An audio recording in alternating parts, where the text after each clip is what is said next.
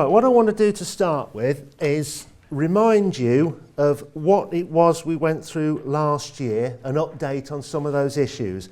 You'll notice that they always put me on first. There's a very, very good reason for that. It's to get the boring but necessary stuff out the way so you can get the more entertaining stuff later on. So I'll apologise for that, but we're going to go through this anyway because I'm here. HSE update. You may or may not recall last year that we talked a lot about the Lofted report and things that were affecting the quarrying industry coming out of that. There were 3 consultative documents that we discussed, and I just want to go through those. Try and keep it as brief as I can so that it isn't too boring, and update you as to where we are with it. Consultative document CD 241.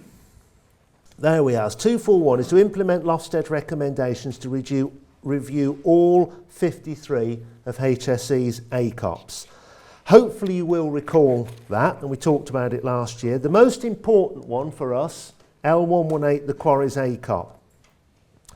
Just very, very briefly, the proposal was simply to update it in line with legislative changes since it came into being in 2000.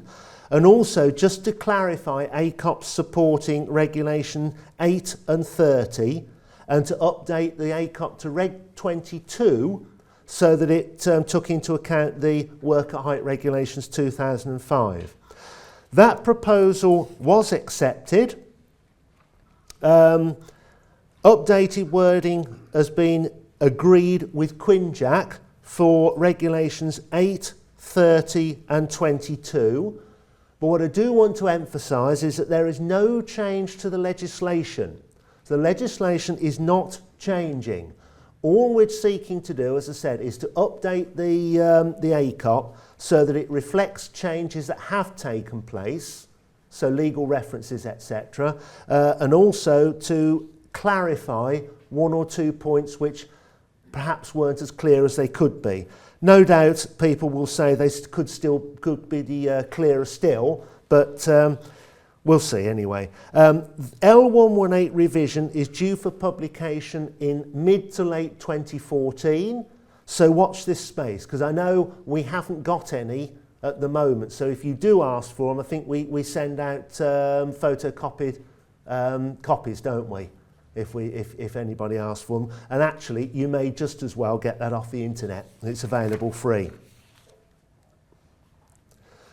For all ACOPs, there was a proposal that the documents be limited to a maximum length of 32 pages other than in exceptional circumstances. That proposal was rejected by consultees and by quite a high margin. And I can't help thinking that's a good thing, and I hope others agree with it. I can't imagine what the Quarries ACOP would be like if we tried to limit it to 32 pages. Then we had the consultative document 242, which looked at exemptions for the self-employed. That was looking to implement Lofsted's recommendations to exempt from health and safety law those employed persons whose work does not place others in danger. The proposed options were those 3, one of which was to exempt directly the self-employed who pose no potential risk. Number 2 was as above but limited to those self-employed not working in a prescribed high-risk sector. And the third one was exempting those self-employed who undertake office-type activities and pose no potential risk of harm to others. Now, what actually happened was we had an inconclusive outcome. However, HSE was very keen, if you remember, on option 2. Option 2, if I can just remind you, was to limit to those self-employed not working in a prescribed high-risk sector. That is the option that's being pursued. A draft deregulation bill has been produced and is in the process of being consulted upon. All your trade bodies have been alerted to that, so they will be aware that the draft deregulation bill is there, and hopefully we'll be reading through it and responding on your behalf. However, the actual outcome, if it's pursued, will really mean no change in the quarrying industry. So people will not be exempted because the quarrying industry will be a prescribed high-risk industry. Again, I actually think that's the correct outcome. I mean, the truth, of course, is that we didn't really ever pursue people that harmed themselves. So the self-employed builder, for example, who dropped something on his head working on his own and didn't risk anybody, has never been prosecuted by the HSE. However, that's where we are. Then the last one of those, which was probably the most complex, was CD 243, which was looking at RIDOR. It was felt by Ofsted that RIDOR was needed simplification and clarification. It was unnecessarily complicated and time-consuming.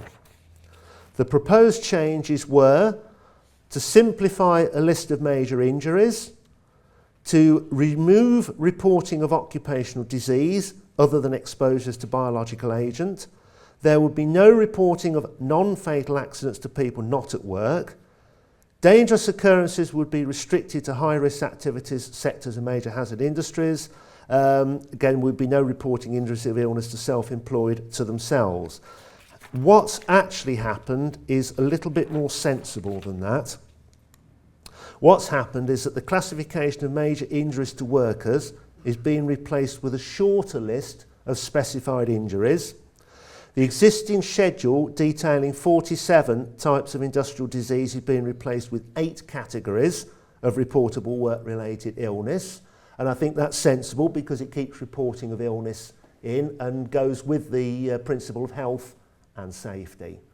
I think it's important. And there'll be fewer types of dangerous occurrences that will require reporting. However, one that I would like to, I should mention, by the way, if you go on HSE's website, on the home page, there is a section there dedicated to RIDOR. If you're interested in it, we go on it, it does actually show these changes, and it does give you a little bit more information about them. One thing to be aware of, type 44, this is the current type 44, rock projection. The current requirement is as written there. An incident in which any substance is ascertained to have been projected beyond a quarry boundary as a result of a blasting operations in circumstances in which any person was or might have been endangered. So basically what this was saying, as you're aware, is that you could have what we might look of as a fly rock within the quarry, providing it doesn't go beyond the boundary, it wasn't reportable. We didn't like that, and we've never liked it. So what we're looking for now, and watch for the changes in DO type numbers. I won't go too deep into detail on those, but it's now DO type 49. Just don't go right in the same one as you did before when the changes come into place, which is in October, by the way. The proposed requirement is this. Following a blasting operation, the projecting of any material beyond the designated danger zone or the projection of any material which caused or might have caused injury. And then defining the danger zone means the area determined for each blast under the shot firing rules required by quarries regs. So what we're looking to do there is to get reportability of anything going beyond the danger zone, not beyond the quarry boundary. And I think that's much more relevant to danger. What isn't changing is reporting of fatal accidents, accidents to non-workers, even though that was in the consultative document, and the requirement to report 7-day incidents.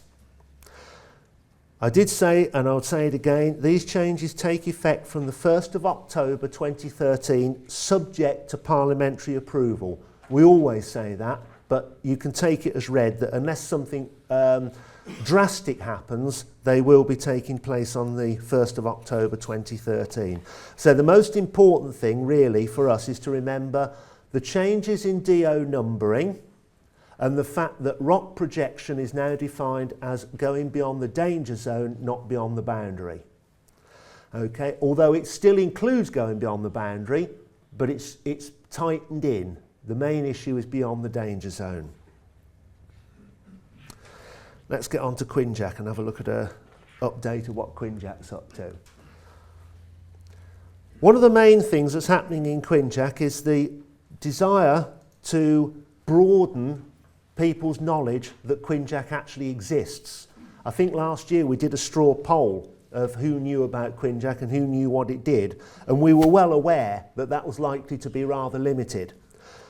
We're trying to make that broaden that so that the ultimate is that everybody in the quarrying industry will know exactly what Quinjack is, and even if they don't know what it does, they'll know that it produces guidance, and they'll also know where to go to get that guidance. And when I say everybody in the quarrying industry, I mean everybody, not just supervisors, managers, etc., etc. I mean everybody.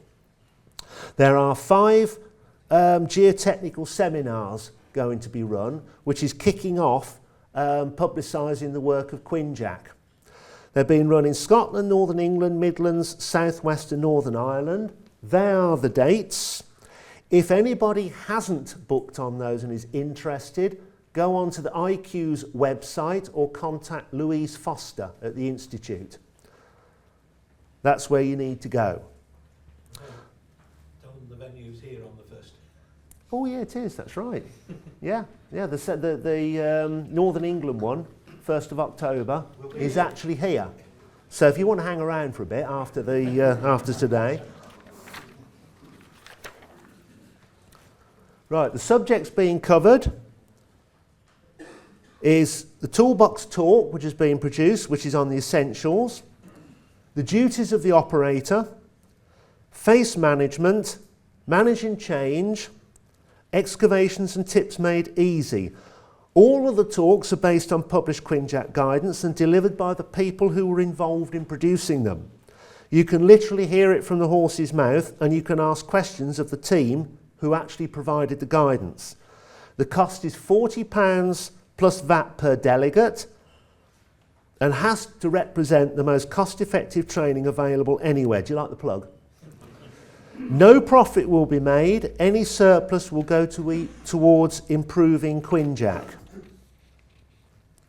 Quinjack's main theme, and I'll come on to why in a few minutes, has now narrowed down to effective workforce involvement, with a concentration on the principles of the Regulation 40 in the Quarries Regs.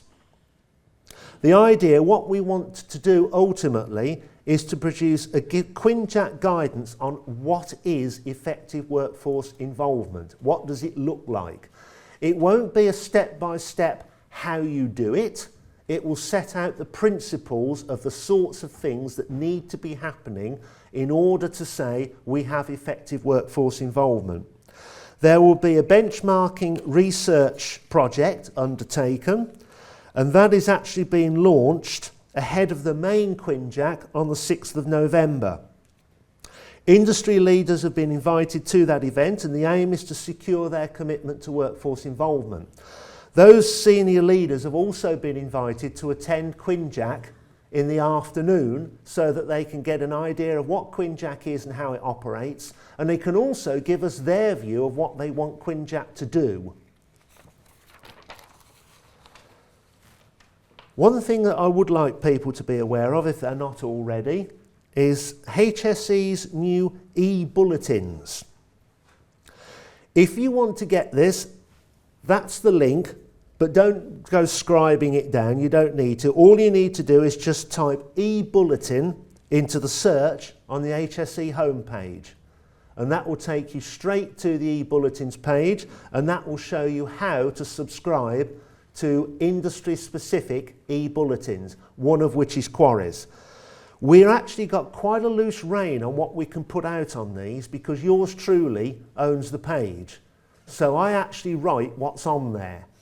And actually we're not subject to a huge amount of HSE scrutiny. So I put on there stuff which I think you need to know about. It's not going to appear every 5 minutes. That's what it looks like. I don't expect it's not to be able to read that. But for example, it just says HSE prosecute for fly rock incident. You will get them as and when they're produced. As I say, that's what they look like. There's no set pattern to when they're produced. They come out as and when I feel we have something we need to tell you. Okay? They are largely taking the place of what used to be the quarry fact file, which of course sort of fell by the wayside. We did have agreement to go electronic with quarry fact file, but we've decided that actually the e-bulletin is probably a far more effective way of putting out that information, because we can send it out in one punch. You can read it quickly, absorb it. It doesn't come out in a publication which you've got to flick through and pick out the bits that you want, or lose it on the pile of rubbish which we all keep on the side of our desk.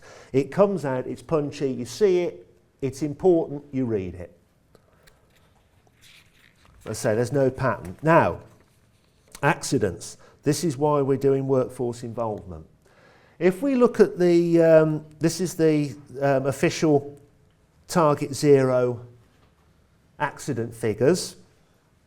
We've slowly been getting above target. And if you look at these last few, I daren't press the button here, top one. Right, if you look at these last few years, you can see that what's actually happened is we've plateaued.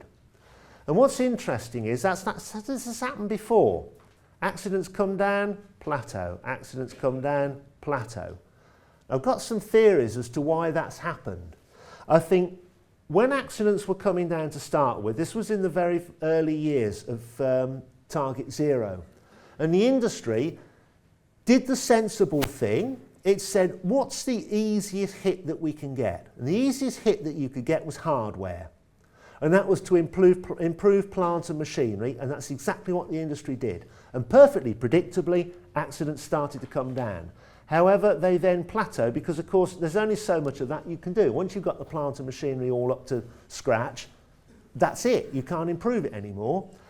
However, at the same time, you may recall we were running a lot of campaigns on competence and talking and introducing competence to the industry, and the industry was starting to take it up.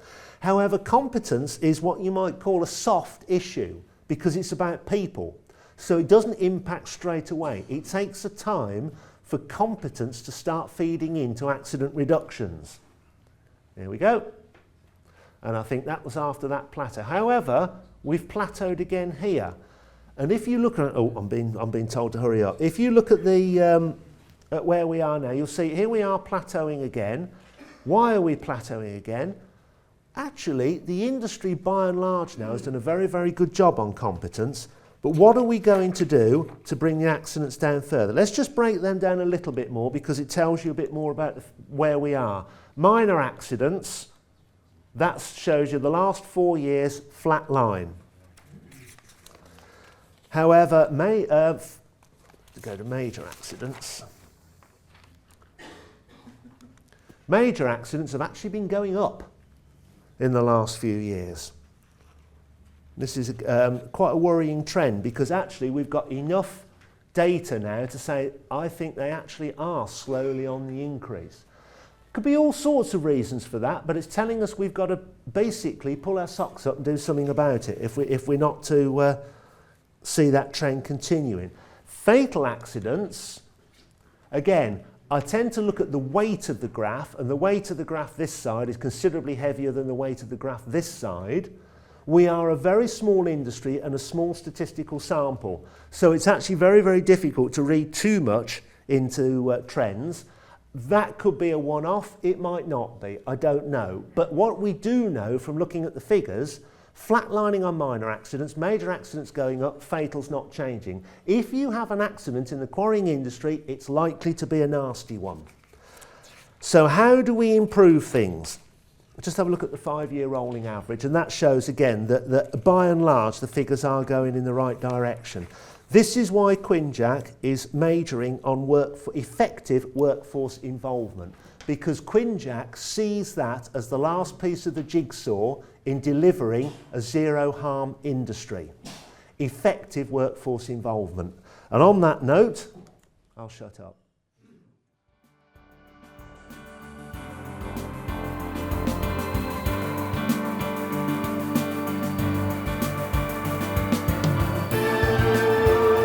you.